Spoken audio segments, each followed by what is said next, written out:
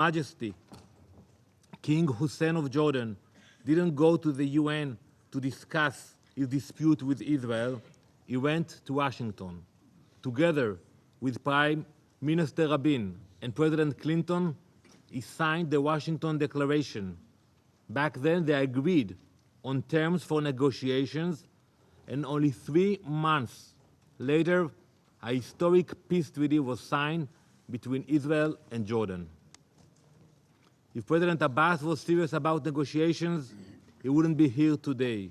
He would be in Jerusalem or in Washington, sitting down with his negotiating partner. But President Abbas is not serious about negotiations or about peace. Instead, he did what he always does. He came here to distract from his unwillingness to negotiate, to sit down, to speak. You can ask him when the last time he met our Prime Minister, Benjamin Netanyahu. In the last decade, they met only once. How many times President Abbas came to speak here in the Security Council, in the General Assembly? Why to come all the way here? Why not to drive to Jerusalem? Or the Prime Minister will drive to Ramallah? He is trying to blame the lack of progress towards peace on Israel. Complaining instead of leading, that is not leadership. That was his way when he took office, and that remains his way today in the 60th year of his 4-year term. President Abbas claims that he wants sovereignty for the Palestinian people, but has done everything to avoid receiving it. His words are nothing but lip service. His call for sovereignty long ago became a battle cry rather than an actual goal. It is a way to keep the conflict alive. As I mentioned, in the last decade, not even one meeting. On the other hand, over 150 UN resolutions concerning the Palestinians have passed during that time. Does that seem like a reasonable balance? If you are sincere about peace, 0 meetings with your negotiating partner and over 150 UN resolutions. It is only reasonable if you have no real intention of negotiating. Mr. President, it must be noted that President Abbas's rejectionism has been encouraged by many in the international community, if not with their words, then by their actions. Voting in favor of one-sided resolutions only further encourages his behavior. Many of you have fallen into the habit of trying to force the outcome of negotiations before they have even begun. You adopt preconditions that directly contradict previous agreements between the sides. For example, Israel and the PA previously agreed in internationally endorsed agreements that a border will only be determined through direct and bilateral negotiations.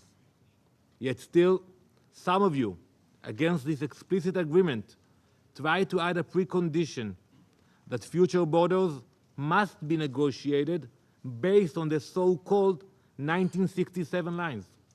Let us negotiate. When you tell him that will be the outcome, he will not enter the room. That's what we are doing here. Why should he negotiate with us when you are negotiating for him? Negotiation is when you enter the room and you come with your demands and you negotiate. That's what we did with President Sadat. That's what we did with King Hussein. And inshallah, God's will, Bezrat Hashem, that's what we'll do with the Palestinians one day. But that's his real negotiations. When President Abbas sees that his battles are being fought for him and there is no need for him to negotiate or agree to mutual compromises, it makes peace an ever more remote possibility. Meeting here once again to criticize Israel and the US for their efforts to promote peace does not increase the likelihood of President Abbas agreeing to negotiate either. It would be best if the international community focused its efforts on bringing both sides to the negotiating table. Mr. President, it is also time to reconsider the international community's approach to solving this conflict. It is clear that something in the current approach is not working. President Abbas spreads lies in order to mislead the international community into believing that his desired solution to the conflict is the only solution. In fact, he just did so today. However, all previous attempts to peace have been based on the same principles and dogmas. All of these attempts have failed.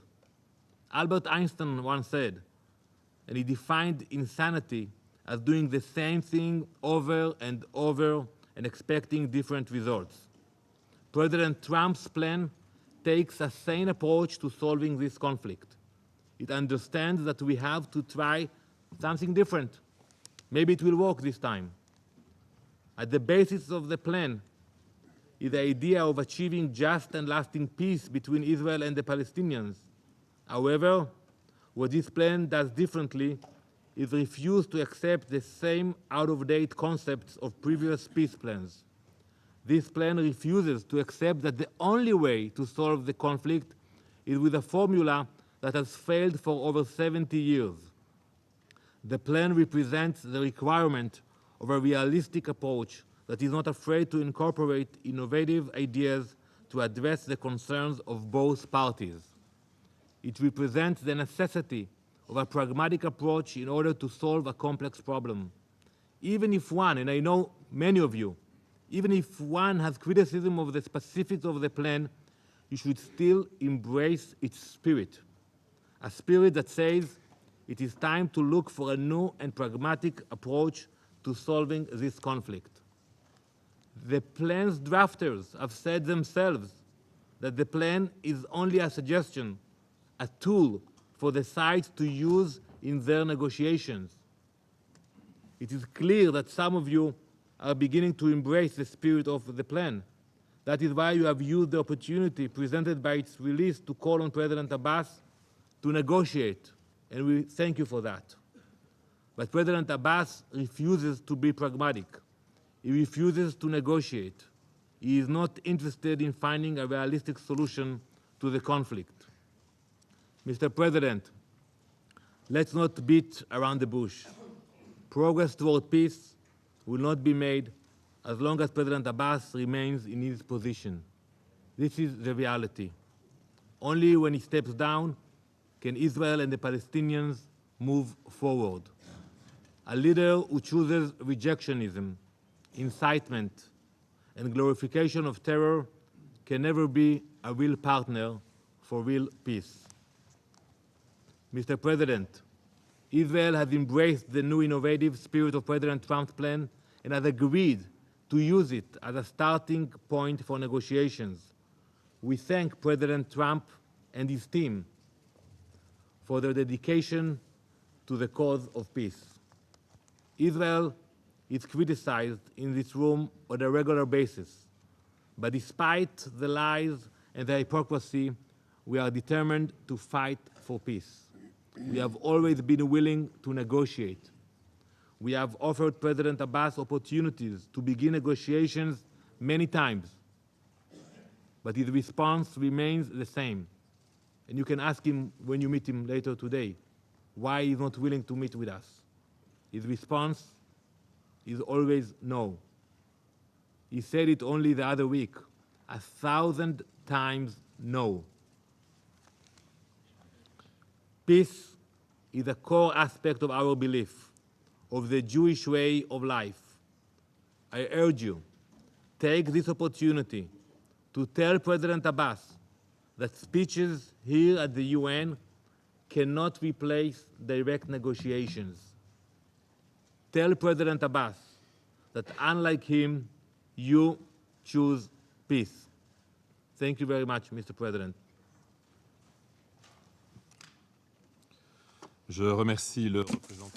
I thank the representative of Israel for his statement. I now give the floor to members of the Security Council. And to begin, I give the floor to the representative of Tunisia. Thank you, Mr. President. At the outset, I would like to welcome once again His Excellency President Mahmoud Abbas, President of the State of Palestine. I express our appreciation to his efforts in defense of the legitimate rights of the Palestinian people. I would also like to commend the efforts of His Excellency the Secretary-General of the United Nations, Mr. Antonio Guterres, in order to achieve peace in the Middle East and to support a peaceful settlement of the Arab-Israeli conflict based on the two-state solutions and the internationally agreed parameters. I would also like to commend the role of Mr. Nickolay Mladenov, Special Coordinator of the Middle East Peace Process. I would like to welcome His Excellency Mr. Ahmed Aboul Gheit, Secretary-General of the League of Arab States, and I thank him for participating in this session to reaffirm the Arab position in support of the Palestinian cause and his attachment to just and comprehensive peace based on international resolutions and the Arab Peace Initiative. I would like to thank Belgium, the current President of the Council, for convening this meeting. Mr. President, this session is held while the Arab-Israeli conflict is at a critical juncture. Tensions are rising in the region, the peace process is stalled, and there are attempts to depart from international legitimacy and international parameters, which are the basis for comprehensive, lasting, and just peace in order to end the occupation and to help the Palestinian people restore their legitimate rights, namely, and most importantly, the right to self-determination and to establish their own independent states along the borders of June 4th, 1967, with East Jerusalem as capital. Given the responsibility of the Security Council in maintaining international peace and security and settling conflicts, we reaffirm the important role of the Council to move forward the peace process based on the agreed parameters and the two-state solution in order to settle all final status issues. In this regard, Tunisia and Indonesia, over the past few days and in close coordination with the Palestinians and in consultation with Security Council members, Arab and Muslim countries, and regional and political groupings, especially the non-aligned movement, we have started negotiations on a draft resolution. The resolution reaffirms the need to reach a comprehensive, lasting, and just peace based on international resolutions, including Security Council Resolution 2334 of 2016. The Madrid terms of reference, the Arab Peace Initiative, and ending the Israeli occupation of all territories occupied in 1967, including East Jerusalem, in order to promote a two-state solution for two states living side by side in peace and security. Tunisia would like to express its appreciation to the members of the Council for engaging actively and positively in these consultations in order to promote the role of the Council and to reaffirm international legitimacy and the two-state solutions, to support the prospects of peace and relaunching negotiations based on the internationally agreed parameters to allow the Palestinian people to recover their legitimate rights, end tensions, and ensure regional stability and peace. Mr. President, the Israeli occupying power continue to violate international resolutions and to impose a fait accompli by expanding its settlement activities in the West Bank and in East Jerusalem. It continues to threaten to annex Palestinian territories in a violation of international law. It continues to impose a blockade on the Gaza Strip and continues to punish the Palestinian people. This is why the international community must assume its responsibility and take the necessary measures to put an end to these policies that undermine seriously any prospects for peace and increase tensions and instability in the Middle East. Tunisia is committed to international legitimacy and to the principles of the UN Charter, as well as international law, which represent a guarantee of peace and stability in the world and a governing framework for international relations. This is why we stress the need for the international community to adopt a unified position and to reject any violations of international law and any attempt to impose a fait accompli. This is necessary to reaffirm the importance of multilateralism and the role of the United Nations in reaching a comprehensive and lasting solution to the Arab-Israeli conflict. We believe that restoring peace and stability in the region is contingent on Israel's ending its occupation of all occupied Arab territories and to compel Israel to comply with international resolutions. In closing, Tunisia is committed to supporting the Palestinian cause and the indivisible and inalienable rights of the Palestinian people. These rights are not time-bound. We stress our attachment to peace as a strategic choice and our support of any constructive efforts to revive the peace process based on international resolutions, the Madrid terms of reference, the Arab Peace Initiative, and the two-state solution as the only path to achieving a lasting, comprehensive, and just peace. Thank you. I thank the representative of Tunisia. I give the floor to the representative of Indonesia. Bismillahirrahmanirrahim. Mr. President, permit me first of all to express our appreciation to Belgium as the President of the Council for this month for arranging this important meeting, and of course to welcome Your Excellency Philippe Goffin, the Minister of Foreign Affairs and Defense of Belgium, to this august body. Before starting, I would like to first of all pay tribute to my brother, Ambassador Monsef Bati, for his dedication, for his services, and for his friendship. I wish him all the best in his future endeavor. Today, we are honored to have the presence of His Excellency President Mahmoud Abbas of the State of Palestine, the voice of the Palestinian people. Let me reassure Your Excellency of the solidarity and full support of the government and people of Indonesia to the cause of the people of Palestine. I would also like to thank the Secretary-General Antonio Guterres for his remarks and Special Coordinator Nickolay Mladenov for his briefing, and also to welcome His Excellency Ahmed Aboul Gheit, the Secretary-General of the League of Arab States. We asked for this meeting today in response to recent development in the region, including the January 28 announcement of the plan related to the Middle East, which may cause concern and affect the stability of the region and beyond. This new development, once again, has reminded us of the necessity of upholding the United Nations Charter and the spirit of multilateralism, of which we hold dear and near to our heart. Against this backdrop, Mr. President, allow me to make the following points. First, Indonesia's position is loud, clear, and consistent, and is firmly rooted in our constitutional mandate. This mandate guided Indonesia at the 1955 Asian-African Bandung Conference, which concluded with the Bandung Principles, the guiding principles in achieving the full independence of all nations under occupation and colonizations. This Bandung Conference expressed Asian and African countries' support for the independence of Palestine.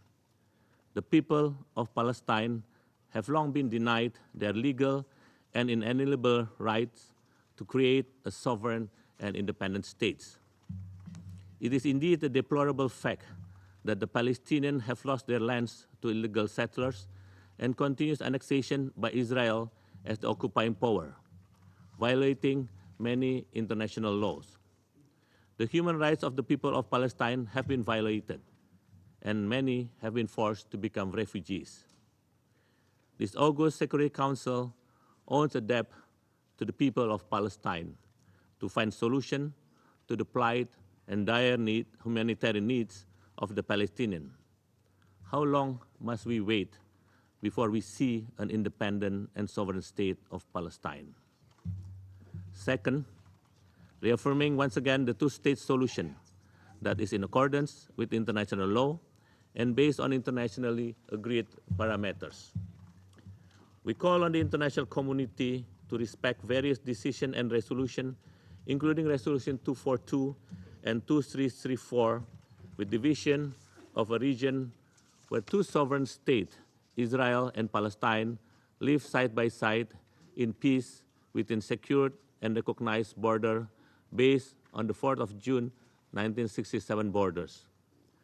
Our objective must be directed to the need for respect and preservation of territorial integrity, contiguity of the Palestinian territory with East Jerusalem as its capital. While we are of the view on the need to be realistic, nevertheless, illegal action and measures that have been undertaken by occupying power, including changing demographic character, will only imperil the viability of the two-state solution and will jeopardize our pursuit in seeking peace. Third, the need for a credible multilateral negotiation. Indonesia calls for the early resumption of credible multilateral negotiation on the question of Palestine and reaffirmed the importance of dialogue among relevant parties under the multilateral framework and guided by the internationally agreed parameters. Any agreement of the magnitude of the Palestine-Israel conflict should be undertaken with the involvement of the two parties. Only then could we have a comprehensive and lasting peace, security, and stability in the Middle East.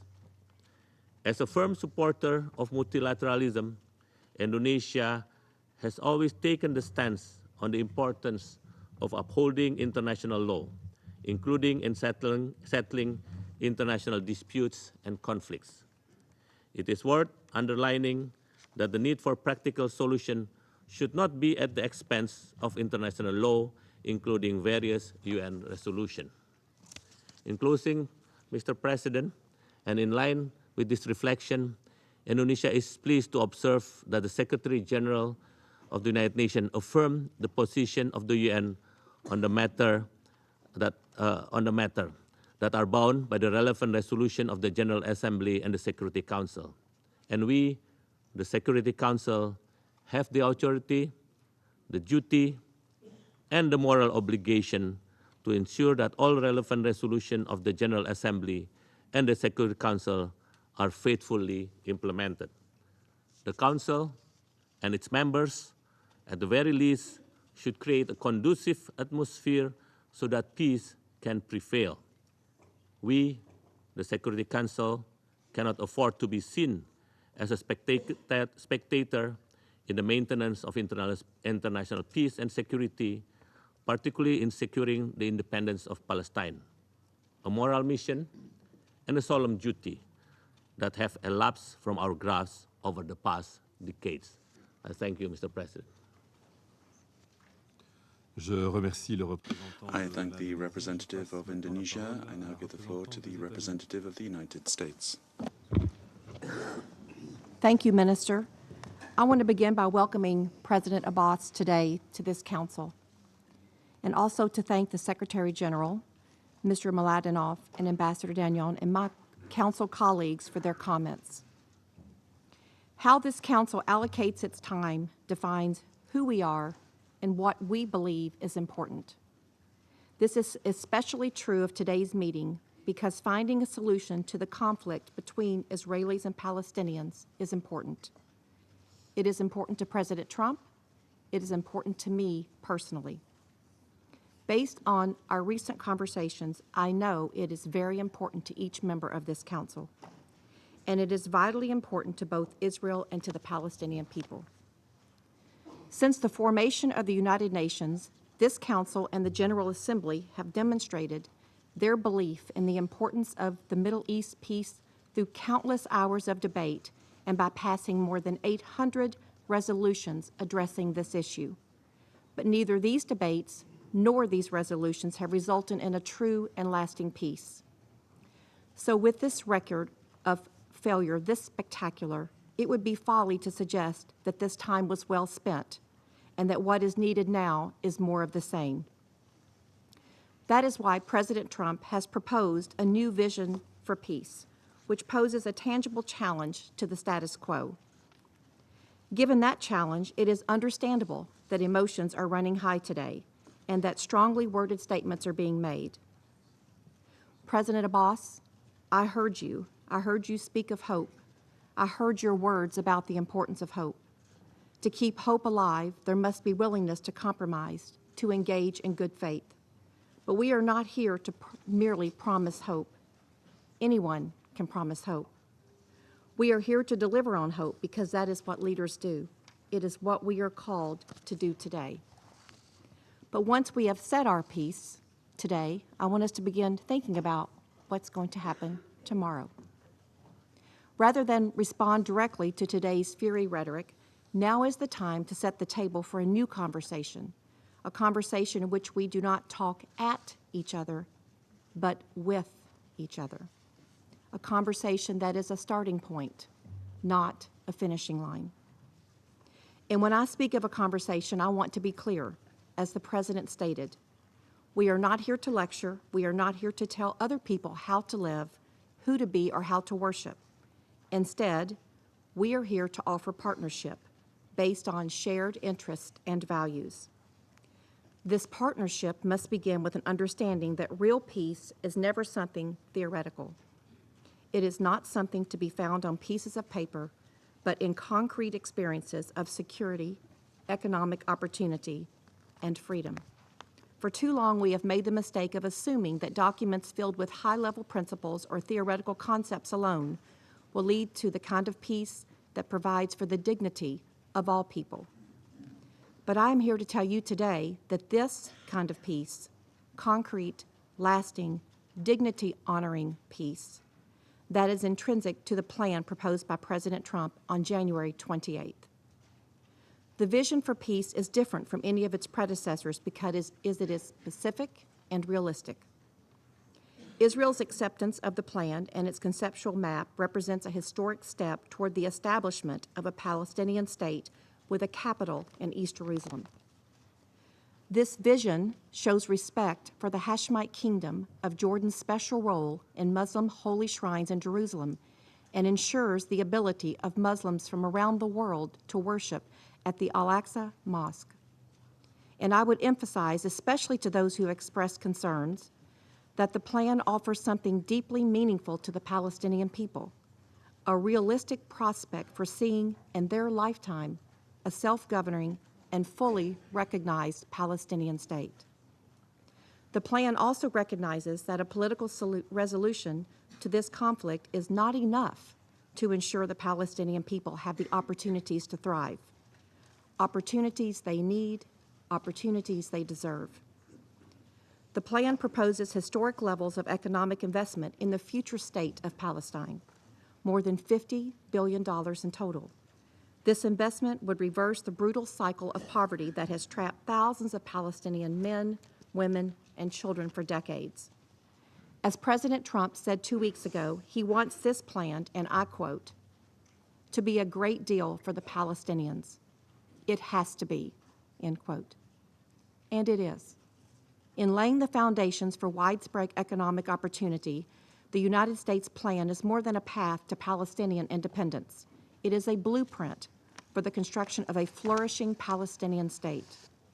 This is not a proposal of peace in theory, but of dignity in practice. The United States believes that this plan is realistic and implementable, and I will repeat here what Senior Advisor Jared Kushner has asserted on multiple occasions. This plan is not a take it or leave it. It is not my way or the highway. It is not set in stone. Rather, it is an opening offer. It is the beginning of a conversation, not the end of one. The United States stands willing to support all efforts to begin this conversation, and moving forward, we hope all parties will keep an open mind, listen, and engage. I'm optimistic all council members will give this approach a fair hearing rather than revert to the old habits that have not produced and cannot produce peace that we all seek. And above all, we hope the Israelis and Palestinians will have the courage to sit down together to talk to one another. You have heard me say repeatedly that the United States will always stand by Israel, ensuring that its security is never threatened and that its prosperity is protected. That has not changed, and it never will. The people of Israel have no better friend than the United States, and I want them to know that as they forge a new path to peace, we will be with them every step of the way. But I want to make clear that the United States also stands by the Palestinian people and supports their will for a better future for themselves and for their children. My fervent hope is that after today's rhetoric clears, Palestinian leaders will see this plan for the opportunity it is, roll up their sleeves, and seize this chance to sit down with the leaders of Israel to begin a new conversation. Continuing to leave this conflict unresolved only benefits the extremists who seek to radicalize younger generations and perpetuate the cycle of terrorism. But peaceful coexistence is not out of reach. By committing to extend freedom, dignity, and opportunity to all Palestinians and Israelis, we can build the future we have all sought for so long. Only this way can the weapons of war at last be beaten into plowshares and peace. True, lasting peace descend on this land that is holy to so many. President Abbas, President Trump has stated, I want you to know that if you choose the path to peace, America and many other countries we will be there. Thank you. I thank the representative of the United States. I now give the floor to the representative of France. Monsieur le Président, Mr. President, I wish to thank the Secretary-General as well as his special coordinator for their statements. I also commend and welcome the presence amongst us of President Abbas today. Today we have gathered in the presence of the Secretary-General. This is because we share the conviction that it is necessary to rekindle the negotiations process with the parties with a view to arriving at a peace that is both lasting and just, a peace that reflects the legitimate aspirations of both the Palestinians and the Israelis. For France, a just and lasting peace hinges upon respect for international law, a compliance with all resolutions of the Security Council. It needs to be geared towards ensuring the establishment alongside Israel of an independent, viable, and sovereign Palestinian state within the framework of internationally agreed upon parameters. These parameters are well known. They have been endorsed on a number of occasions by the Security Council, most recently with Resolution 2334. The parameters are geared towards the following objective: ensuring the establishment of two states within secure, internationally recognized borders on the basis of the 4 June 1967 lines, with agreed to land swaps with Jerusalem as the capital of these two states. There is no ambiguity vis-a-vis what the two-state solution comprises. That is, the establishment of an independent, democratic, viable Palestinian state, enjoying territorial continuity, living in peace and security alongside Israel. This requires arrangements, security arrangements, ensuring security for Israel and safeguarding the sovereignty of the Palestinian state. This also requires a just, a fair and agreed to solution to the issue of the Palestinian refugees. We continue to uphold a negotiated settlement to the Israeli-Palestinian conflict in line with international law and as enshrined in the resolutions of the Security Council.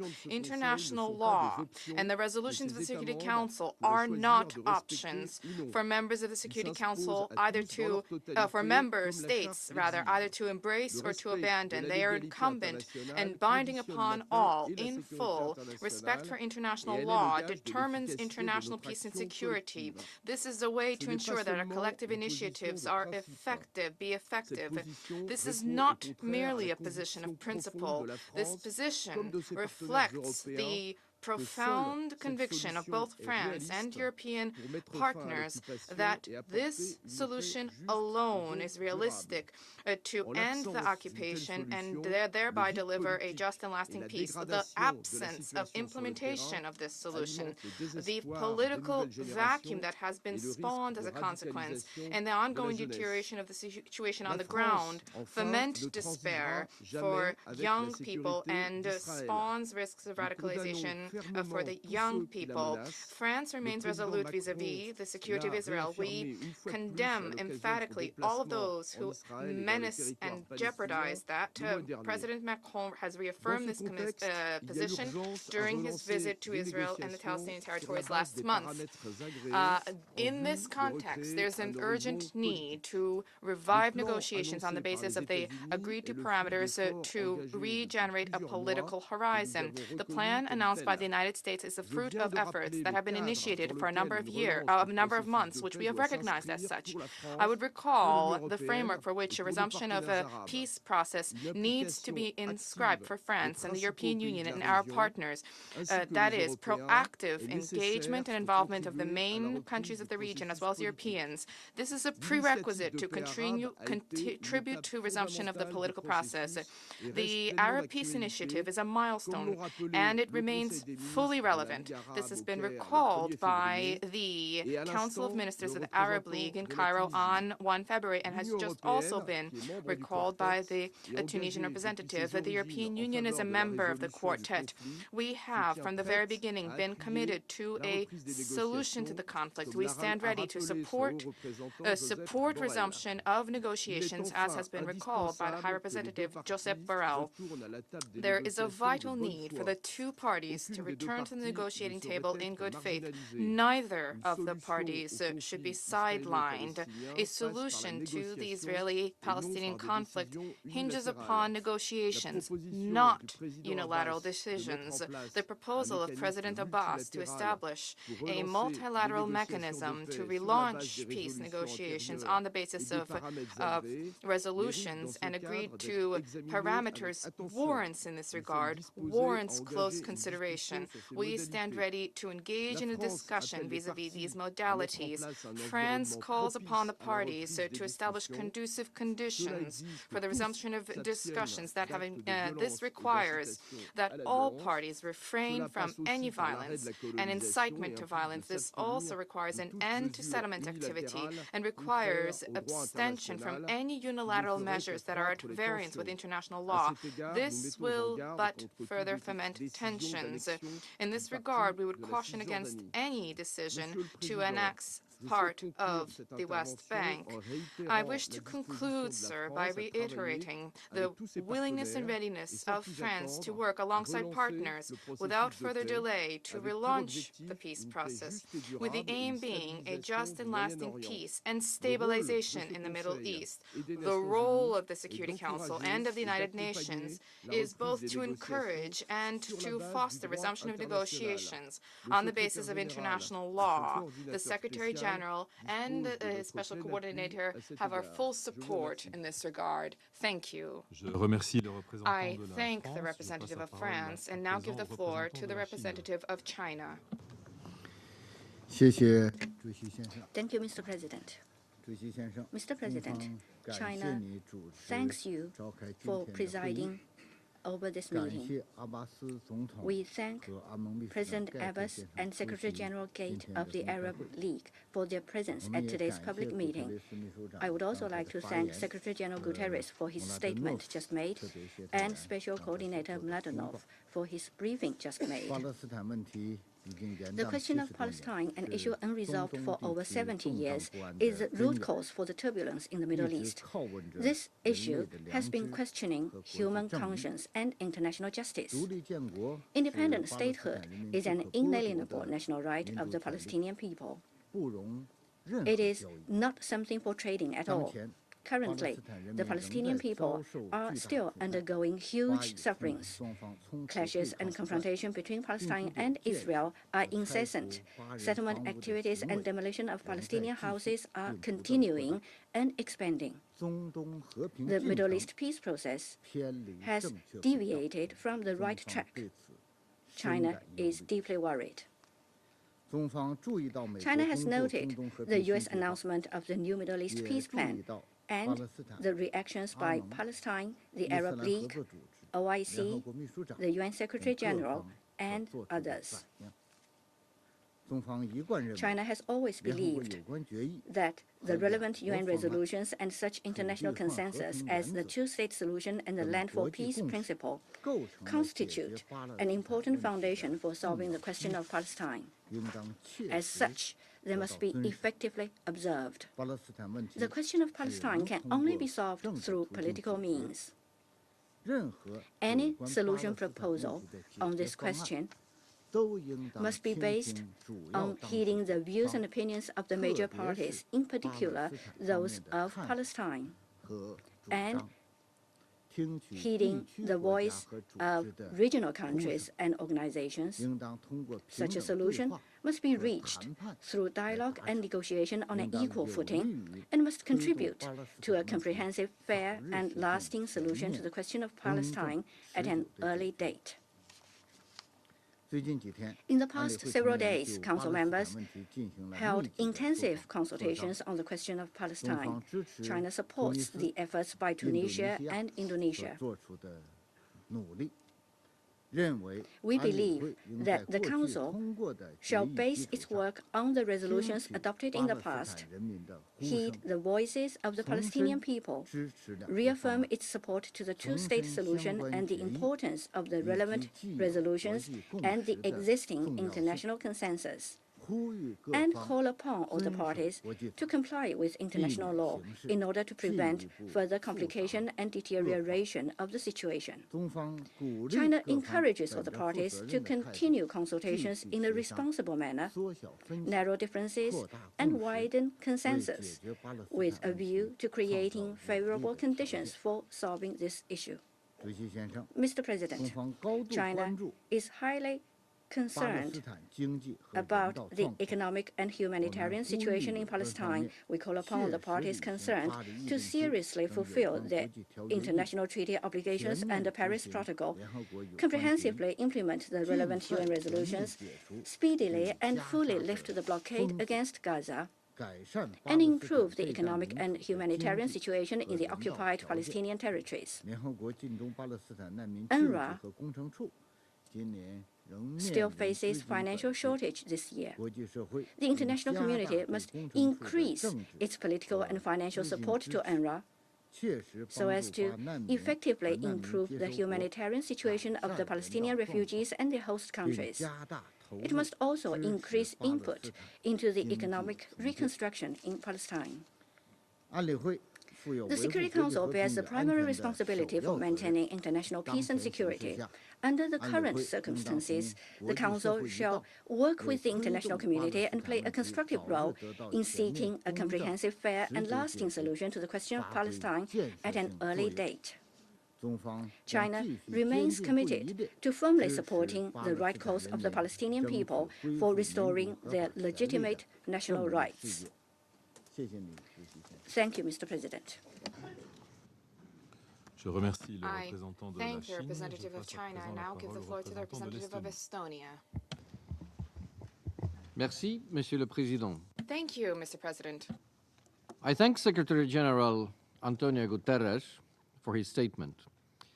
I also thank Special Coordinator Nickolay Mladenov for his briefing.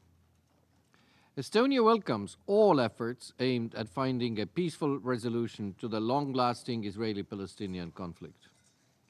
We welcome the United States taking initiative aimed at reviving the peace process, which has been stalled for years.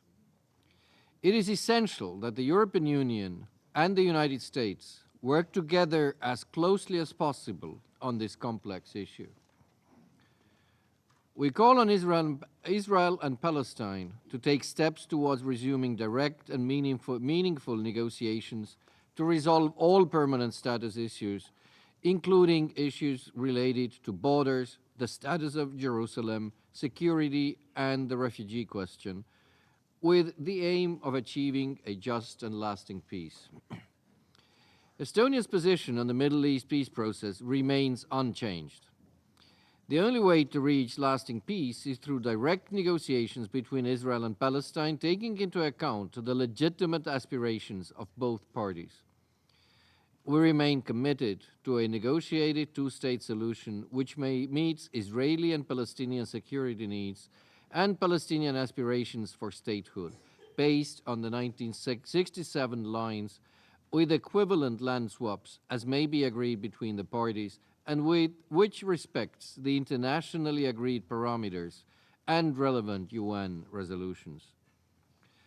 Recognizing that there are sensitivities related to several issues yet to be solved, we urge all parties to exercise restraint and refrain from any unilateral actions which could further aggravate the tensions and undermine the viability of the two-state solution. We are concerned by the continuation of Israel's settlement activity in the occupied Palestinian territory in violation of international law. Annexation of any parts of the West Bank would be in contravention with international law and relevant UN Security Council resolutions. It is crucial that all parties refrain from acts of violence, terror, and incitement. Escalation of violence would be negative for all sides and would further undermine the prospects for a resolution to the conflict. We also reiterate our commitment to the security of Israel. Merci, Monsieur le Président. Thank you, Mr. President. I thank the representative of Estonia and give the floor now to the representative of St. Vincent and the Grenadines. Thank you, Mr. President. And let me begin by joining others in thanking the Secretary-General, Mr. Antonio Guterres, for his introductory remarks, and Mr. Nickolay Mladenov, Special Coordinator for this Middle East peace process, for his briefing. I also welcome President Mahmoud Abbas of the State of Palestine, Ambassador Danny Danon, the permanent representative of Israel, and the Secretary-General of the League of Arab States to the Chamber this morning. Mr. President, the moral purpose of our United Nations is to ensure freedom for all nations and peoples, for all states, big and small. The foundational pledge to respect the political independence and territorial integrity of all states is one which our forebears did not take lightly. They knew all too well that without mutual guarantees of sovereignty, the consequences would be anarchy and immense human suffering. For a small state like ours, that depends so heavily on a robust body of international law for our peaceful existence, it is particularly unnerving to witness the slow unraveling of these internationally agreed norms. Indeed, one of the essential contributions to be made by small states like ours is the tireless advocacy for timeless principles enshrined in international law.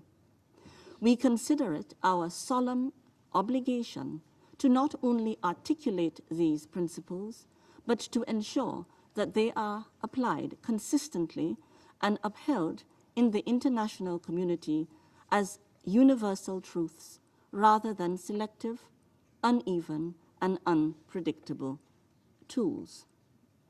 St. Vincent and the Grenadines is deeply concerned about any attempts to deviate from the settled parameters governing the delicate quest for peace between Israel and Palestine. In this connection, we call for the full implementation of all relevant Security Council and General Assembly resolutions calling for a cessation of all Israeli settlement activities, including those relating to Jerusalem, and confirming that it is an integral part of the occupied Palestinian territory. We wish to underscore that any measures aimed at altering the legal, geographic, and demographic character and status of Jerusalem and of the occupied Palestinian territory as a whole are null and void and have no legal validity whatsoever. While we acknowledge the ongoing efforts of the United States of America to reinvigorate the Israeli-Palestinian peace process, St. Vincent and the Grenadines remains committed to the international community's long-standing principled support for the inalienable rights of the Palestinian people, including to self-determination and for the two-state solution based on the pre-1967 borders. This still reflects the will of the international community and ought to be our starting point. We will not solve the conflict by simply moving the internationally agreed goalpost on an ever-increasingly uneven playing field. We therefore support the calls for the resumption of negotiations under these internationally agreed upon parameters. Echoing to the Secretary-General's call, St. Vincent and the Grenadines is also of the view that we must never foreclose on dialogue. There can be no real dialogue, and indeed no real solution, without all parties at the table. But there is need for mediators acceptable to both Israel and Palestine. In the struggle for sustainable peace, we can claim no easy victories. Unresolved conflicts can only be addressed through equity and harmony. History has taught us that lasting peace can only be achieved through earnest attempts at reconciliation. Indeed, there can be no peace without togetherness, and no togetherness without justice for all. I thank you. I thank the representative of St. Vincent and the Grenadines and now give the floor to the representative of Vietnam. Thank you, Mr. President. I would like first to extend our warmly welcome to His Excellency Mahmoud Abbas, President of the Palestinian State, and thank for his statement. We also thank Secretary-General Antonio Guterres for his remarks, and Special Coordinator for the Middle East process, Mladenov, for his briefing. Mr. President, the search for a comprehensive and lasting solution to the Palestinian question continues to command interest and concerns by relevant parties, countries in the Middle East, and the international community. Vietnam joins the international community in reaffirming our strong support for the legitimate struggles of the Palestinian people and their inalienable rights. We firmly believe in and strongly support the two-state solution, including the establishment of an independent and sovereign state of Palestine, with the borders enshrined in the relevant resolution of the United Nations, living side by side with the state of Israel in peaceful coexistence, security, and mutual recognition. Yes, after decades, peace and a final settlement remain elusive. We share other member councils' deep concerns over Israeli continued resettlement activities and the recent call for annexation of parts of the occupied Palestinian territory. We therefore call on and support the relevant party to strive for a comprehensive, just, and lasting peace settlement through dialogue and negotiations on the basis of respect of international law, the charters of the United Nations, and relevant resolution of the United Nations, including Security Council Resolution 2334, and with the consent of the party concerned. We are convinced that such a peace settlement could only be reached through exercising restraints, avoiding actions that may further complicate the situation, and maintaining direct dialogue. It is our sincere hope that the party will engage in discussion with goodwill and a constructive manner. Toward that end, Vietnam welcomes all initiatives and efforts to restart the Middle East peace process based on international laws and bilateral agreements. We are ready to make positive contribution to promotion of dialogue and negotiation within and beyond the United Nations with a view to achieve a solution to Israel-Palestine conflict that ensure the legitimate right and interests of the Palestinians and other party concerns. I thank you, Mr. President. I thank the representative of Vietnam and now give the floor to the representative of Germany. Thank you, Mr. President, and welcome, Monsieur le Ministre. Let me first of all extend a very special welcome to His Excellency President Abbas. And let me also thank the Secretary-General, Special Coordinator Mladenov, and Ambassador Non for their remarks and statements. I would also like to extend a special welcome to the Secretary-General of the League of Arab States, Excellency Mr. Ahmed Aboul Gheit. Mr.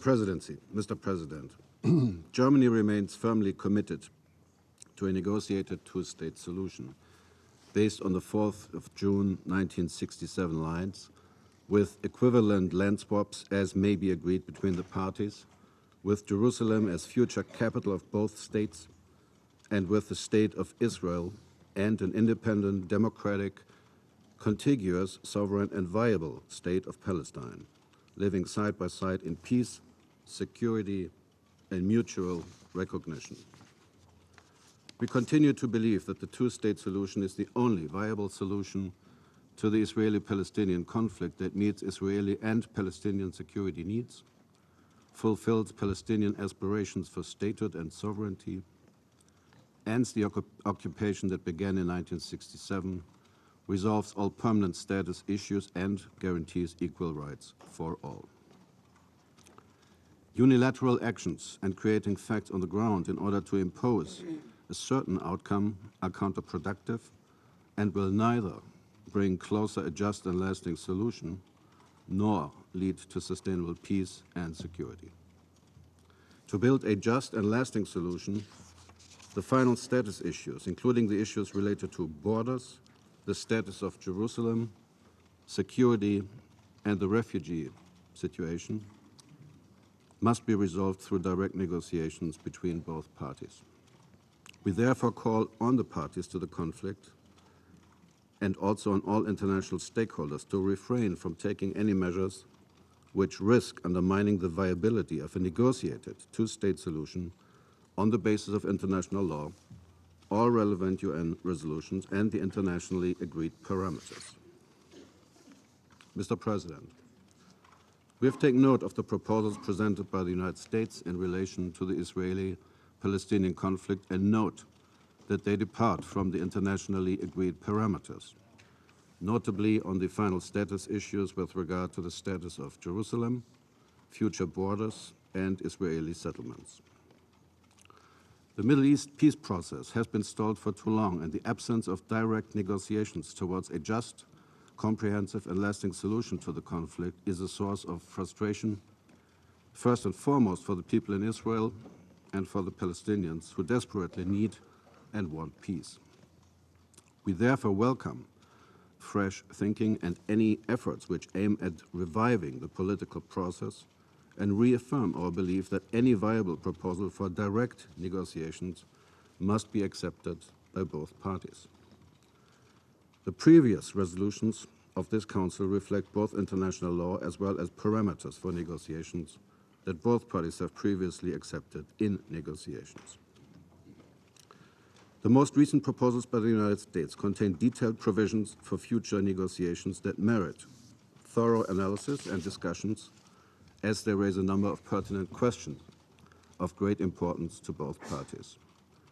We believe, therefore, that establishing or reviving a multilateral format would enable us to elaborate this most recent and other proposals. These discussions could be helpful towards the shared objective of creating an environment conducive to the resumption of meaningful and genuine negotiations between the parties, to resolve all permanent status issues, and to achieve a negotiated, just, and viable solution to the conflict.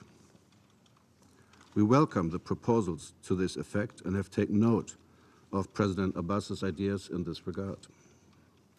We noted that the international community expressed its willingness to support the parties in returning to direct negotiations. Both parties are therefore invited to submit suggestions for multilateral formats to advance discussions on proposals for the Middle East peace process, including the recent proposals by the United States. Meanwhile, we call on both sides as well as relevant actors in the region to show their commitment to a negotiated solution to this conflict through confidence-building measures. Mr. President, one of the main obstacles to a political settlement of the Israeli-Palestinian conflict remains the ongoing Israeli occupation and the continued settlement activities in the territories occupied since 1967. We reiterate our position that Israeli settlement activities in the occupied Palestinian territories are illegal under international law. They undermine the prospects for ending the occupation and achieving a negotiated two-state solution. We note that the most recent proposal submitted by the United States includes an immediate temporary halt to the expansion of existing settlements. Adherence to this proposal would be an important step towards confidence in renewed efforts towards negotiations and would be in accordance with relevant Security Council resolutions. Mr. President, we remain extremely concerned about repeated statements by Israeli officials alluding to or announcing an intended annexation of the Jordan Valley and other parts of the occupied West Bank. The annexation of any part of the occupied Palestinian territory, including East Jerusalem, constitutes a breach of international law, undermines the viability of the two-state solution, and challenges the prospects for just, comprehensive, and lasting peace. Steps towards annexation, if implemented, would not be recognized and have serious negative repercussions across the region. We therefore strongly advise any Israeli government against taking any steps in this direction. If implemented, such steps would severely undermine any new initiative for negotiations between both parties, including the most recent efforts by the United States. We reiterate that Germany will continue to distinguish between the territory of the State of Israel and the territories occupied since 1967. We will not recognize any changes to the 4th June 1967 lines, including with regard to Jerusalem, other than those agreed by the parties through negotiations. Mr. President, we are encouraged by your President Abbas's call for elections. We believe that free and fair elections should take place without undue delay. These elections would constitute an important step towards the legitimacy of Palestinian self-government and towards building confidence in the peace process. We are concerned that the growing division between the Palestinian citizens living in Gaza and those living in the West Bank and East Jerusalem undermines the prospects for peace negotiations. We therefore call on the Palestinian leadership to increase their efforts and pave the way towards reconciliation. And we appreciate the efforts by Egypt in this regard. Mr. President, fully implementing Resolution 2334 would be an important step towards building confidence in the recent efforts to advance Middle East peace. As we have stated before, this includes credible and substantive efforts to prevent acts of terror, violence against civilians, incitement, provocative actions, and inflammatory rhetoric. Hamas and the Palestinian Islamic Jihad must stop firing rockets into Israel.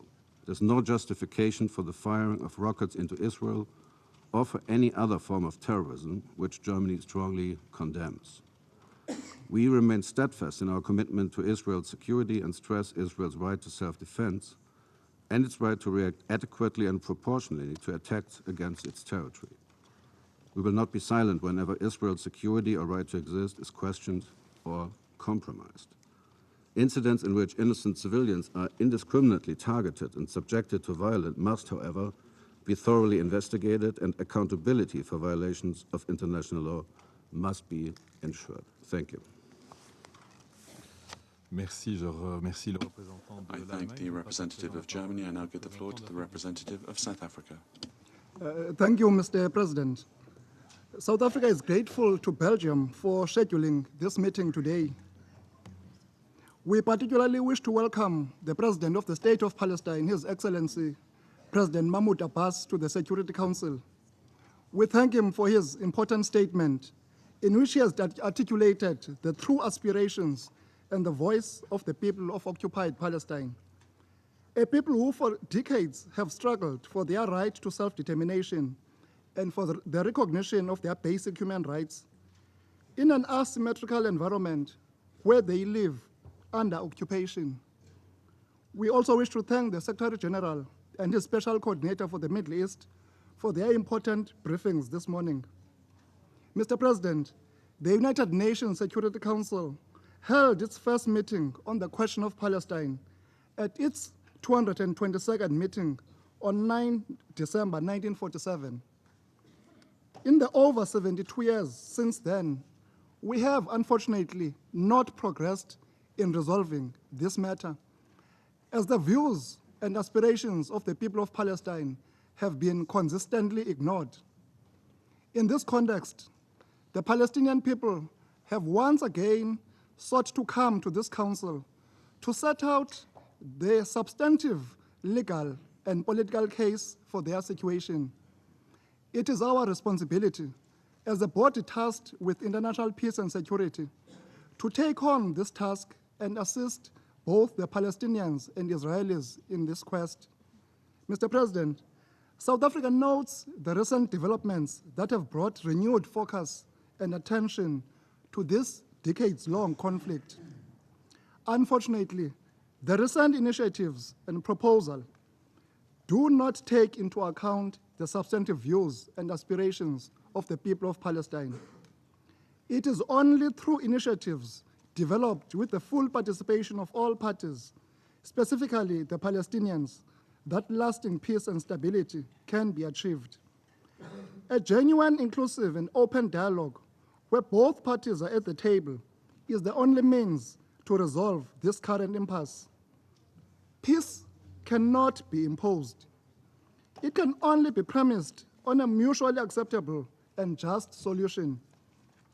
It has been universally acknowledged in this council and in other international fora that the only way peace can be established between the Israelis and the Palestinians is through direct negotiations between them. The Security Council must support the necessary environment for Israel and Palestine to come together as equals to resume the peace process. Peace initiatives aimed at resolving the Israeli-Palestinian conflict must conform to internationally agreed terms of reference and parameters. This includes the Madrid Principles, the Arab Peace Plan, the initiatives of the Quartet, and the resolutions of the United Nations General Assembly and the Security Council, including resolutions 242, 338, and 2334. Flagrant violations of international law at the expense of what is deemed by some as political reality or expediency undermine the rule of just law and the global multilateral system that has developed over the last 75 years.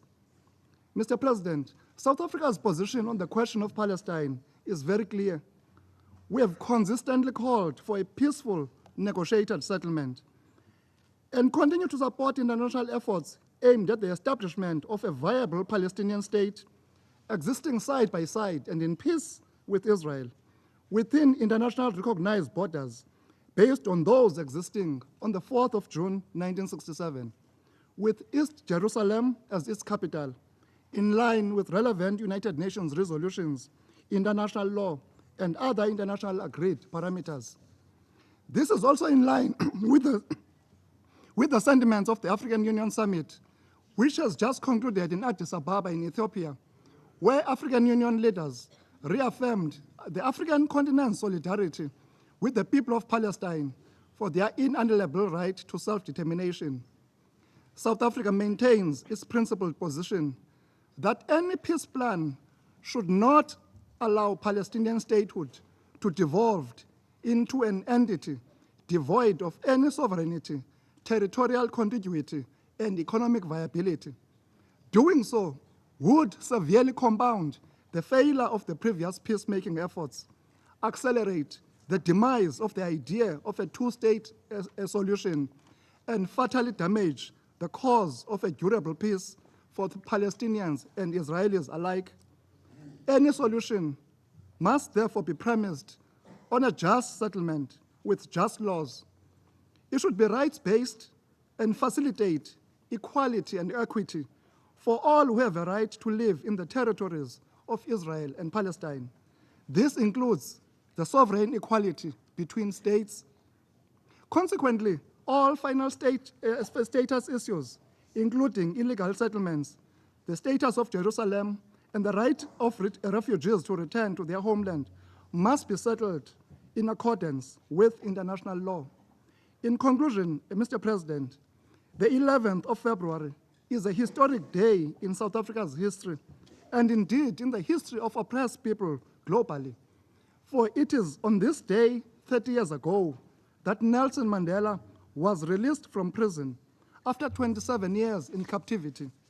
His release and eventual election to the highest office as the president of a united and democratic South Africa demonstrated that what for some had seemed to be an intractable conflict was actually possible to resolve.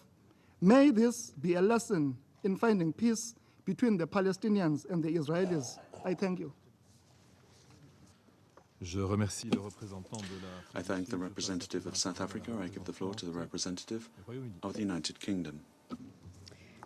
Thank you very much, Mr. President, and welcome to the Security Council for Belgium's presidency. I join others in welcoming President Abbas and the Secretary-General of the Arab League, and thanking the Secretary-General and Mr. Mladenov for their remarks. Mr. President, as we've heard today, the Israeli-Palestinian conflict has blighted an entire region and untold lives. To this day, its implications are felt across the Middle East and around the world. It is almost as old as this Council and has gone on for too long. Mr. President, the UK's long-standing position on the Middle East peace process is clear and has not changed. We support a negotiated settlement leading to a safe and secure Israel, living alongside a viable and sovereign Palestinian state, based on 1967 borders with agreed land swaps, Jerusalem as the shared capital of both states, and a just, fair, agreed and realistic settlement for refugees.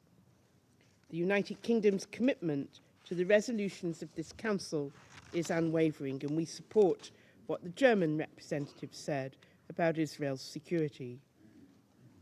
We need to acknowledge that progress towards meaningful peace has stalled. The absence of dialogue risks a prolonged political vacuum that will only fuel instability and extremism. Israelis and Palestinians deserve better. They deserve a durable resolution that provides all with dignity and security. Palestinians deserve self-determination and freedom from occupation. Israelis deserve to live free of terrorist rocket fire and a future characterized by fruitful cooperation with their neighbors in the region. This can only be achieved by finding a path back to negotiations and securing a settlement that is acceptable to all parties. No other path to peace exists. It has been over a decade since the last direct negotiations, as we've heard today. Resolution of the issue has only become harder. Illegal settlements have expanded. Acrimony between Palestinian factions has deepened. If we try again only in another half-decade, a settlement will be harder still. Our American colleagues have offered proposals for breaking this deadlock. These represent genuine desire to resolve this conflict. The United Kingdom does not believe these proposals are the end of the road, but we hope that they may lead to a first step. Both Israeli and Palestinian leaders owe it to their people to give them due consideration. Mr. President, let me, if I may, extend the regards of my Prime Minister to President Abbas. President Abbas has long championed peace and dialogue we have not forgotten. all of us here today understand that the proposals put forward by the United States may feel very different to what has been discussed before. Time will be needed to digest them, and members of the Council should strive to provide this. President Abbas has expressed serious concerns with the proposals. That is certainly his right. It is for Israeli and Palestinian leaders to determine whether the plan meets the needs and aspirations of those they represent. But where there is disagreement or even outrage, the only path to resolution is dialogue. The US proposals are now on the table. The United Kingdom looks to the Palestinian leadership to offer its own vision for a settlement and to find a way of re-engaging with the negotiation process so that its concerns can be considered and discussed.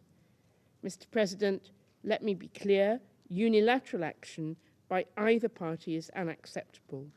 The UK government, including our Foreign Secretary, most recently in his statement on 31 January, has made clear our serious concern about reports of possible moves towards annexation of parts of the West Bank by Israel. I have said in this Council before, and I repeat, that any such unilateral moves would be contrary to international law and damaging to renewed efforts to restart peace negotiations. We hope that President Abbas returns to negotiations, but if he cannot, that would not justify annexation. Any changes to the status quo cannot be taken forward without an agreement negotiated by the parties themselves. Let me conclude, Mr. President, by reiterating the contention of my Prime Minister and Foreign Secretary. We must now take the first step on the road back to negotiations. There is no other way forward. Thank you. I thank the representative of the United Kingdom. I now give the floor to the representative of the Dominican Republic. Firstly, we would like to thank the Secretary-General for being here with us today and for his statement, and the Special Coordinator, Nickolay Mladenov, for his detailed report on the current situation in the region. We welcome President Mahmoud Abbas, to whom I extend the fondness and esteem of the people of the Dominican Republic, and I welcome Minister Philippe Goffin. Mr. President, the Dominican Republic, a country whose fundamental principles include respect for human rights and international law, which recognizes the international legal order, which guarantees respect for fundamental rights, for peace, justice, and political, social, economic, and cultural development of nations, and a country which is committed to peaceful coexistence in solidarity between nations. We call for a just solution to be found that will be lasting and comprehensive, which will make it possible to address the legitimate needs of the parties in the conflict. In this regard, the position of the Dominican Republic is consistent with the previously mentioned principles, and this continues to be respect for the sovereignty and self-determination of peoples and for the purposes and principles of the United Nations Charter.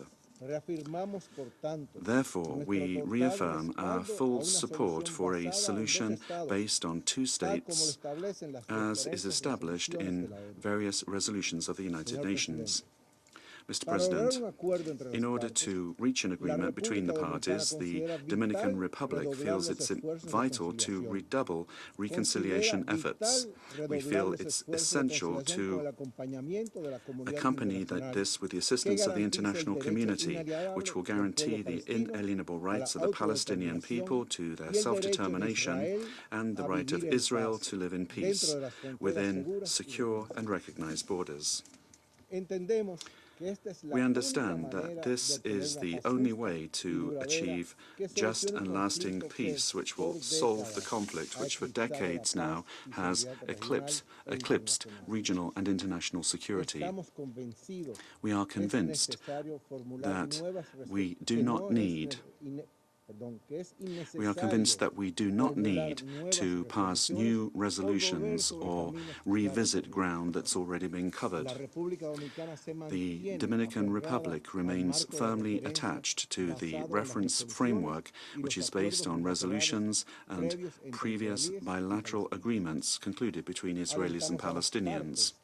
We would encourage the parties to create a favorable environment for genuine dialogue for negotiations on the basis of the agreements that have been established internationally. As the international community, we understand that our collective action must be aimed at contributing in an impartial and effective way to the search for genuine solutions, and we reaffirm the need to increase efforts to continue working tirelessly until such time as we see a resumption of constructive dialogue that's based on mutual respect, leading to a new stage of building genuine peace between Israel and Palestine. Thank you. I thank the representative of the Dominican Republic. I now give the floor to the representative of the Russian Federation. Mr. President, Minister Gaffin, we are pleased to see you presiding over the Security Council. We are pleased to welcome the President of Palestine, Mr. Mahmoud Abbas. We thank the Secretary-General for his statement. We are grateful to the Special Coordinator, Nickolay Mladenov, for the report on the situation in the occupied Palestinian territories. We welcome the Secretary-General of the League of Arab States, Mr. Gheit. The Russian Federation is firmly convinced of the following. We have stated this consistently, that the lack of a resolution to the Palestinian issue remains among the key factors causing instability in the Middle East. This fuels extremist and radical sentiment, and it stokes overall disaffection on the Palestinian and Arab street. The Russian Federation has and continues to support a just solution to the Palestinian issue on the basis of the relevant United Nations Security Council and General Assembly resolutions, the Madrid Principles, and the Arab Peace Initiative. These provide for the creation of an independent, sovereign, territorially contiguous Palestinian state within the 1967 borders, with East Jerusalem as the capital, coexisting in peace and security with Israel. Our vision for Palestinian-Israeli settlement coincides and aligns with the consolidated Arab assessments that have been reflected in the final outcome of the ministerial meeting of the League of Arab States, which was held on 1 February in Cairo. The European Union, in a special statement dating 4 February, confirmed their full commitment to the two-state solution. The present U.S. administration has undertaken an endeavor to propose another way to resolve the protracted Palestinian-Israeli conflict, a path which fails to reflect the core elements of the universally recognized international legal framework for the Middle East peace process as set out in General Assembly and Security Council resolutions and the Arab Peace Initiative.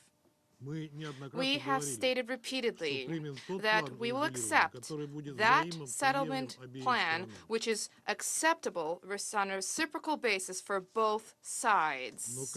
However, what is to be done when one side, the Palestinian side, regards the plan as unjust and refuses to accept it? A plan where the resolution to key final status issues for the Palestinian territories, border settlements, East Jerusalem refugees, fundamental security issues is proposed at the expense of unilateral concessions. And what is to be done in general? How is it possible to achieve a fair, just settlement unilaterally? Incidentally, given the current circumstances, there is a silver lining, one silver lining, and that lies in the fact that presently the Palestinian problem that has over the course of many years been relegated to the backdrop due to the prolonged anticipation of the presentation by the United States of their Middle East initiative amid turbulence in the Middle East is once again in the international spotlight. The deal of the century, regardless of what views there may be vis-à-vis the deal of the century, has drawn attention to the need to resolve the Palestinian issue. However, we are convinced of the following. There is a need to that end to ensure that there be cohesive action on the part of the international community to formulate a just and long-term Middle East settlement. We believe that under present conditions, given the situation that has unfolded, there's a need to revitalize the efforts of the Quartet of international mediators, which is the sole mechanism recognized by the Security Council to support the Middle East peace process. The Russian Federation, as a member of the Quartet, stands ready to engage in close coordination with Arab partners, Israel, Palestinians, and all interested parties in order to help facilitate a compromise. And what is all the more relevant under these circumstances is the question of unifying and strengthening Palestinian ranks to uphold the shared national interests of the Palestinian people. The Russian Federation has been undertaking efforts to restore Palestinian unity, and we welcome the efforts undertaken by our Egyptian colleagues to that end. We have trust-based contacts, both with the Palestinians and the Israelis, and in these we will continue to steadfastly urge them to adopt a constructive approach to agree to negotiations and resolve all pending issues. We have drawn attention to the fact that despite the differences of view, both President Abbas and the Permanent Representative of Israel, Danny Danon, today spoke of the need for negotiations. And we should like to see here an opportunity for progress and advancement of Middle East settlement to achieve a just solution. In this context, what remains on the table is a proposal to propose the Moscow platform for direct negotiations without preconditions between the leadership of Israel and Palestine. Thank you. I thank the representative of the Russian Federation. I will now deliver a statement in my capacity as Foreign Affairs Minister of the Kingdom of Belgium. The peaceful resolution of the Israeli-Palestinian conflicts, one of the oldest conflicts on the agenda of this Council, can be a factor of peace and stability in a particularly troubled region. For Belgium, it's therefore important that the international community renew its efforts in order to contribute to a global, fair and lasting peace between Israel and Palestine. Our position has not changed. With our partners from the European Union, Belgium has always defended a negotiating process that's credible, and this must be within the framework of international law and include relevant resolutions of this Council. There is no other sustainable or realistic alternative to meet the legitimate aspirations both of Israelis and Palestinians for lasting peace. In order to facilitate negotiation of this solution, the international community has ratified parameters from the outset. Allow me to recall what those are. Firstly, an agreement on the borders between two states on the basis of the borders of the 4th of June 1967 with definitive land swaps by common accord between the parties. In this regard, Belgium believes that the policy of settlement building is illegal under international law and constitutes a growing risk to the two-state solution. Any credible initiative to relaunch the peace process must be accompanied by measures that aim to put an end to this settlement building. Any unilateral annexation, moreover, would constitute a flagrant violation of international law and be an obstacle to peace.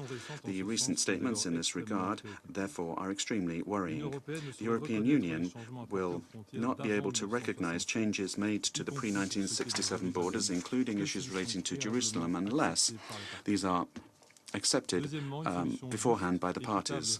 Secondly, a just, fair and realistic solution for the refugees. In this context, Belgium continues to support the indispensable work that's done on the ground by UNRWA and calls on all its partners to do the same. Thirdly, Jerusalem. We must find, via negotiation, a way to regulate the status of Jerusalem as the future capital of both states, which in particular will do justice to the aspirations of its inhabitants. Fourthly, provisions in the area of security, which for the Palestinians respects their sovereignty and shows that the occupation is over, and which for Israelis ensures their security and prevents the resurgence of terrorism and responds effectively to the threats that have appeared in the region and to the unacceptable attempts of those that attempt to call into question the very existence of Israel. A lasting solution implies a state of Israel which has legitimacy recognized by all and an independent independent, democratic, contiguous, sovereign and viable Palestinian state so that the two states can live side by side in peace, security and mutual recognition. These parameters address extremely sensitive issues. Any contribution to relaunch negotiations is welcome, but calling into question unilaterally these parameters risks exacerbating the tensions that are also already very strong on the ground. We therefore call upon all parties to show the greatest restraint and to respect international law. The American vision has put the Israeli-Palestinian conflict back on the top of the international and diplomatic agenda, and it underscores the importance of the international community becoming mobilized once again in order to provide an environment that is favorable to a resumption in good faith between the parties of negotiations. Ladies and gentlemen, the Israeli-Palestinian conflict must be resolved as a matter of urgency as part of a dialogue between the parties supported by a multilateral system established by the international community since 1945 to frame the relations between its members, within which, for Belgium, this Council has fundamental responsibility. I thank you. I now resume my functions as President of the Council, and I give the floor to His Excellency Mr. Ahmed Aboul Gheit, Secretary-General of the League of Arab States. Mr. President, Excellencies,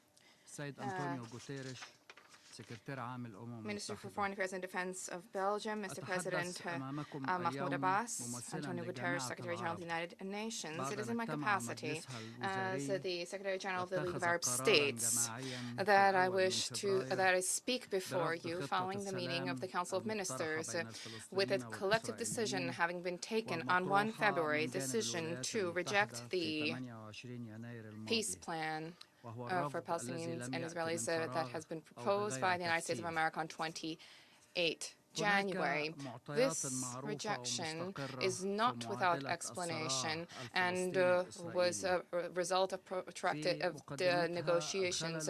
There have been great difficulties in the Israeli-Palestinian conflict, uppermost of which includes the imbalance of forces on the ground, in relations on the ground, between the parties under the yoke of the occupation and the occupying power on the other. This has been set out for decades. But it is but a part of the issue. International law, in fact, is on the side of the Palestinian people. International law, as embodied by the August Council, Security Council of the United Nations, more broadly speaking, is the most important support for the Palestinian parties in this protracted conflict. This even before the support of the Arab brethren. Presently, the Palestinian people can not need to call for your sense of justice and equity. Indeed, direct negotiations, which should lead to a blueprint to arrive at an independent sovereign Palestinian state within the 4 June 1967 borders. These direct negotiations are of vital importance, and they've been ongoing for 26 years, more than 50 years. Unfortunately, they have led to nothing. The presentation by the United States of the plan was preceded by proactive measures.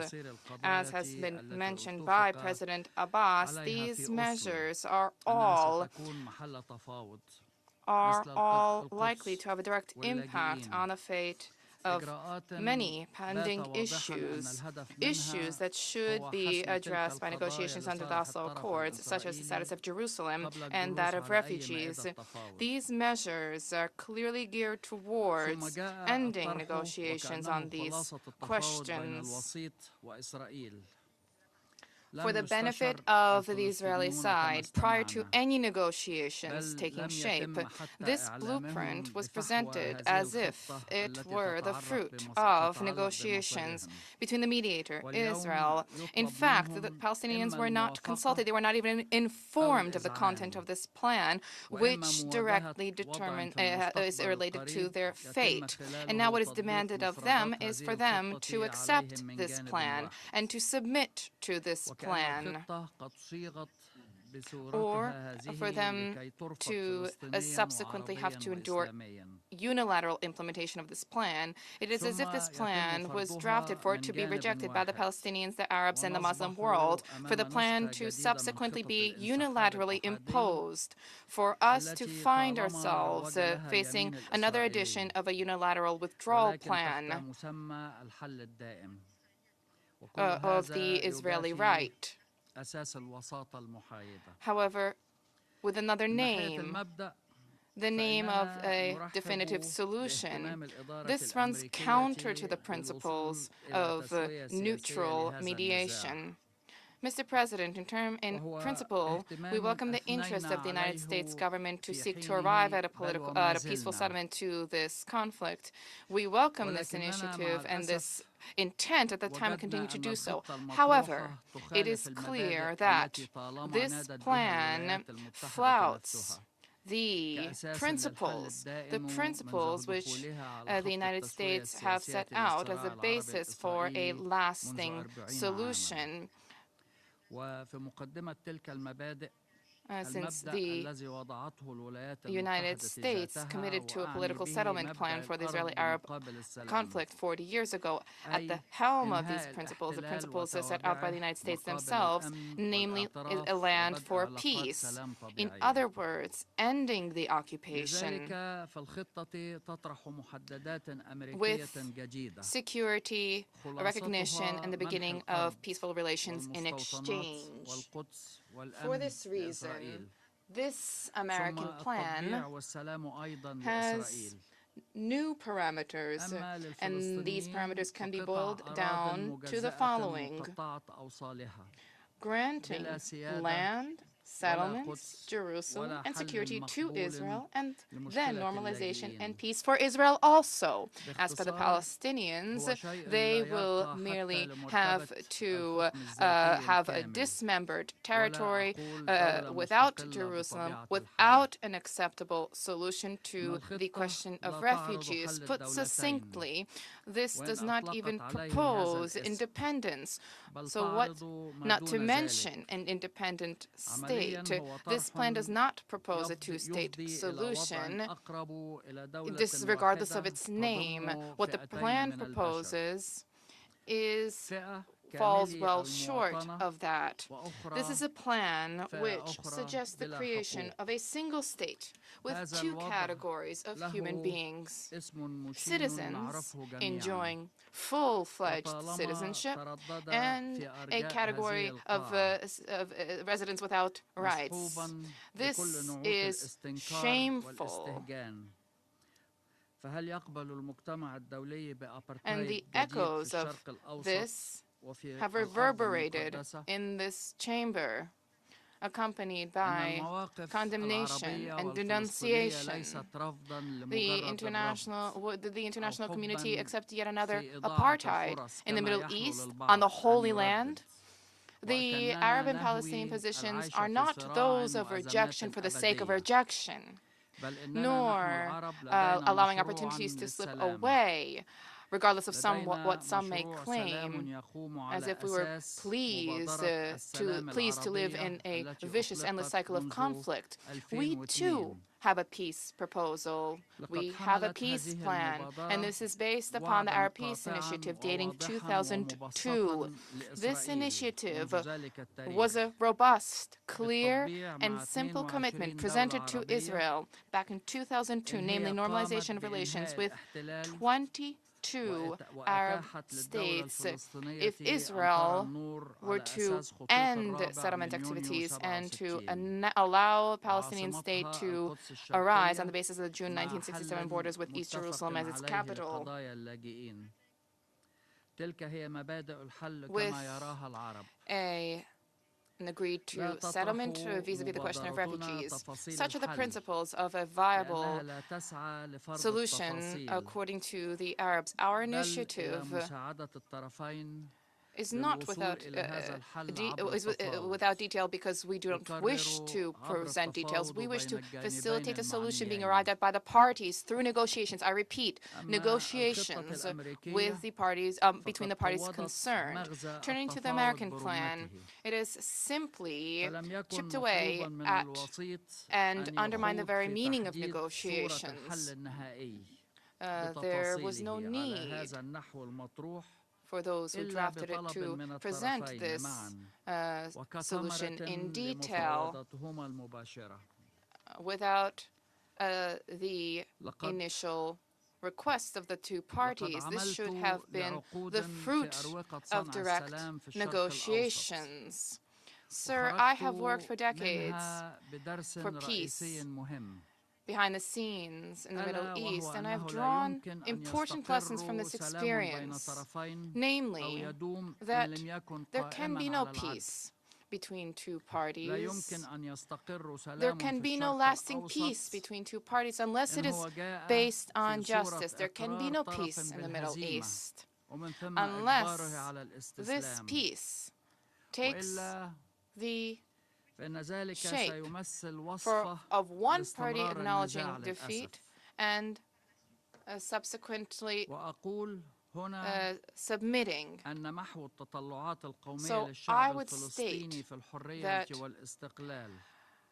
dashing the national aspirations of the Palestinian people, their aspirations for freedom and independence, attempts at obliterating their national dream, attempts to push the people to yield to an unfair settlement is a grave sin, would be a grave sin if the international community were to countenance this. Perhaps the power struggle today and the power balance allows for ideas such as these to surface. However, there is no doubt that these ideas cannot pave the way to a genuine security, to a lasting peace, nor a historic resolution to a conflict that has lasted for decades. What we demand of the international community at present is to safeguard its credibility, to revert to the principles that it has acknowledged, principles which reflect the agreed to recognized parameters for a settlement. The majority of Palestinians believe in these principles and parameters, and they have fought for them over the past 3 decades since the signing of the Oslo Agreement. The Oslo Accords, and this credibility of the international community is at stake, weakening the position of Palestinians. They have embraced the path to peace and a peaceful settlement. Mr. President, to conclude, I was appalled, completely appalled, when I just heard a clear call to exclude the Palestinian president, Abu Mazen, who has been claimed that he's not a real partner for dialogue. This kind of rhetoric is a reflection of is most egregious, and this is most alarming. This way of thinking clearly, starkly reflects that there is an issue with characterizing an individual. I am personally fully convinced of what President Abu Mazen will not accept, and what he will not accept will not be accepted by the Palestinians. This is not a question of the individual. Over the past 15 years, 15 years ago, I bore witness to the same kind of rhetoric, targeting another Palestinian president who refused the diktat and refused to yield to pressure. Thank you. I thank His Excellency, Mr. Aboul Gheit, for your statement. There are no longer any speakers on the list, and the meeting stands adjourned.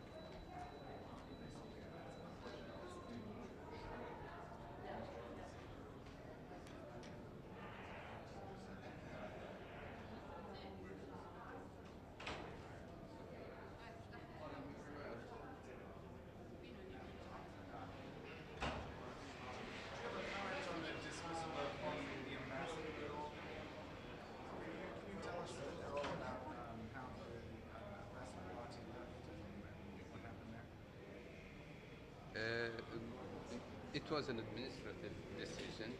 It has nothing to do with the content of the resolution. This is what I can say. Did the U.S. file a complaint with the embassy in Tunis? Not a complaint, but diplomatic, not consultation, diplomatic démarche only. But it's very rare. It's very rare that No, it's just normal. It's an administrative decision.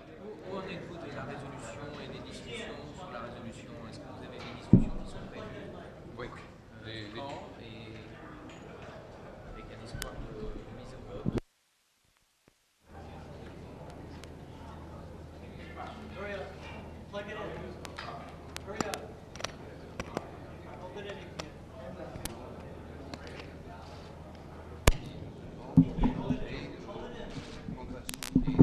En coordination avec les Palestiniens, quand est-ce qu'on va le mettre au vote? Mais pour vous, il y aura quand même une possibilité de vote. C'est pas un projet qui est mort-né. Non, c'est pas mort-né. Merci. Merci, monsieur. Merci.